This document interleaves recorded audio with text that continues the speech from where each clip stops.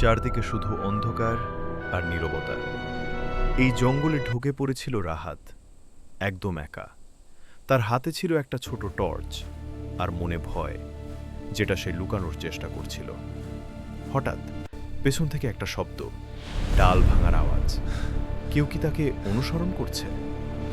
রাহাত ধীরে ধীরে পিছনে তাকালো, কিন্তু কেউ নেই।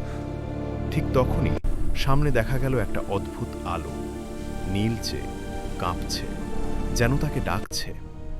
ভয় পেলেও সে এগিয়ে গেল। কেন জানি না, কিন্তু আলোটা তাকে টানছিল। যত সে কাছে যাচ্ছিল, আলোটা তত বড় হচ্ছিল, আর চারপাশটা আরো নিস্তব্ধ হয়ে যাচ্ছিল। হঠাৎ আলোটার ভেতর থেকে একটা ছায়া বের হলো। চোখ দুটো অস্বাভাবিকভাবে জ্বলছিল। রাহাত আর দাঁড়ায়নি।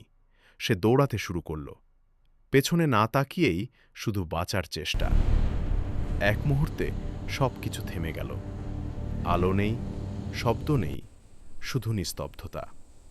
কিন্তু সে কি সত্যিই একা ছিল, নাকি কেউ এখনো তাকে দেখছে?